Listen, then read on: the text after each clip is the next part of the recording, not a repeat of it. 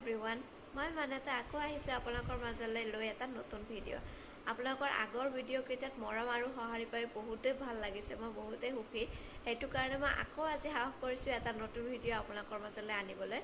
আজি মই এটা নতুন ৰেচিপি ট্ৰাই কৰিম সেইটো হৈছে জিৰা ৰাইচ আৰু ৰাজমা সেইটো মই কেনেকৈ বনাম সেইটো আপোনালোকক দেখাম আজি গোটেইখিনি প্ৰচেছ আহক আৰম্ভ কৰোঁ আজি যিখিনি মোক সামগ্ৰী লাগিব সেইখিনি মই ৰেডি কৰি লৈছোঁ এইখিনি বিলাহী দুটা বিলাহী মই পেষ্ট কৰি ৰাখি দিছোঁ আৰু এয়া ৰাজমা মই তিয়াই থৈ দিছিলোঁ ৰাজমাটো এয়া এতিয়া ধুই লৈছোঁ আৰু এয়া হ'ল আদা নহৰু মই এইটো পেষ্ট কৰি ল'ব লাগিব বাৰু এতিয়া পেষ্ট কৰা নাই আৰু জলকীয়া 3টা লৈছোঁ পিঁয়াজ 3টা লৈছোঁ এইটো পেষ্ট কৰিব লাগিব আৰু অকণমান লৈছোঁ ধনিয়াটো লাষ্টত দি দিম বাৰু মই তিয়াই থোৱা ৰাজমাটো বহাই দিছোঁ আৰু ইয়াতে মই 5ৰ পৰা 6টা চিটি যাবলৈ দিম আৰু আনফালে মই কেৰাহীটো গৰম হ'বলৈ দিছোঁ ভালকৈ আৰু কেৰাহীটো গৰম হোৱাৰ পিছত মই দি দিছোঁ ইয়াতে মিঠাতেল জোখমতে আৰু মিঠাতেলটো অকণমান গৰম হোৱাৰ পিছত মই দি দিছোঁ কেইটামান জিৰা এতিয়া মই জিৰাখিনি অকণমান ফুটিবলৈ দিছোঁ আৰু জিৰাখিনি অকণমান ফুটিব ধৰিলে মই ইয়াতে পিঁয়াজ দি দিছোঁ এতিয়া কাটি থোৱা পিঁয়াজখিনি গোটেইখিনি দি দিছোঁ এতিয়া দি অকণমান ৰঙচুৱা হোৱালৈকে মই পিঁয়াজখিনি এতিয়া ভাজিব লাগিব মোৰ ভিডিঅ'বিলাক আপোনালোকে কেনেকুৱা পাইছে প্লিজ মোক এবাৰ কমেণ্টত জনাবচোন আৰু যদি মোৰ ভিডিঅ'বিলাক চাই ভাল পাইছে তেতিয়াহ'লে প্লিজ লাইক কৰি দিব আৰু মোৰ চেনেলটো ছাবস্ক্ৰাইব কৰি দিব আৰু মোৰ ভিডিঅ'বিলাকৰ ন'টিফিকেশ্যনটো আগতে পাবৰ কাৰণে বেল আইকনটো দবাই দিব এতিয়া আমাৰ পিঁয়াজটো ভাজি এতিয়া কালাৰটো চেঞ্জ হৈছে ৰঙচুৱা হৈ গৈছে এতিয়া মই ইয়াতে দিছোঁ জলকীয়া আৰু আদা নহৰু পেষ্টখিনি এতিয়া আদা নহৰু পেষ্টখিনি কেঁচা গোন্ধটো নোযোৱালৈকে আমি অকণমান ফ্ৰাই কৰি ল'ব লাগিব আৰু এইখিনি ফ্ৰাই হৈ গ'লে মই তাতে দি দিম টমেটো পিউৰিখিনি আৰু গোন্ধটো প্ৰায় নোহোৱা হৈ গৈছে এতিয়া মই দি দিছোঁ টমেটো পিউৰিখিনি একেলগে আৰু এইখিনিও তেনেকৈ ঠিক 5-6 মিনিট ভাজি ল'ব লাগিব গেছটো মিডিয়াম ফ্লেমত লৈ পেলাই আমি এতিয়া ইয়াতে ড্ৰাই মছলাখিনি এড কৰিব পৰা হৈ গৈছোঁ মই ইয়াতে দি দিম হালধি গুড়া জিৰা গুড়া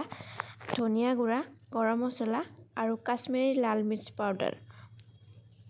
গোটেইখিনি এতিয়া ভালকৈ ভাজি ল'ব লাগিব আৰু তেতিয়ালৈকে ভাজিব লাগিব যেতিয়ালৈকে মছলাখিনিয়ে তেল এৰিব নলয়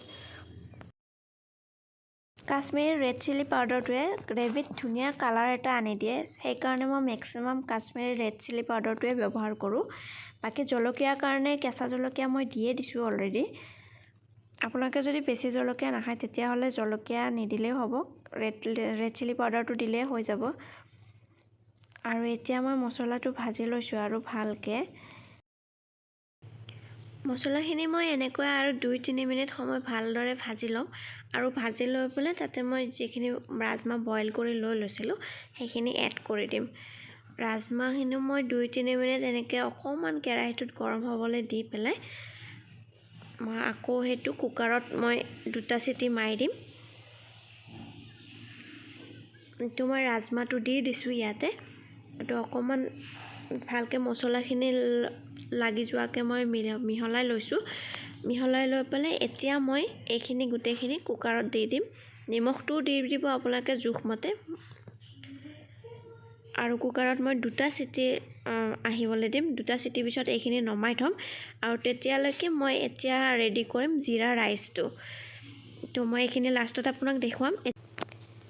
এতিয়া জিৰা ৰাইচৰ কাৰণে মই চাউলখিনি আগতীয়াকৈ ধুই লৈছিলোঁ ধুই পেলাই মই 5 মিনিটমান ৰেডি কৰি ৰাখিছিলোঁ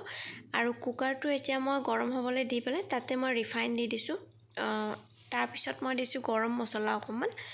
আৰু গৰম মছলা দি পেলাই অকণমান গৰম হোৱালৈকে ৰাখিছোঁ ৰাখি পেলাই মই এতিয়া ইয়াতে তেজপাত এটা দি দিম আৰু জিৰা দি দিম এচামুচমান জিৰা দিব লাগিব আৰু এতিয়া মই চাউলখিনি ইয়াতে বহাই দিম বহাই পেলাই অকণমান ভাজি ল'ব লাগিব 2 মিনিট সময় কমচে কম ভাজিব লাগিব এতিয়া এয়া চাওক মই চাউলখিনি ভালকৈ ভাজি লৈছোঁ ভাজি লৈ পেলাই এতিয়া ইয়াতে পানী দিব লাগিব এনে নৰ্মেল ভাতৰ কাৰণে আপুনি যিমান পানী দিয়ে তাতকৈ অকণমান কমকৈ পানী ইয়াতে দিব লাগিব আৰু এটা চিটি মাৰিলে এইটো অফ কৰি দিব লাগিব এতিয়া মই পানীটো ইয়াতে এড কৰি লৈছোঁ এইটো পানীটো অকমান কম হৈছে সো মই আৰু অকমান ইয়াতে এতিয়া এড কৰি লম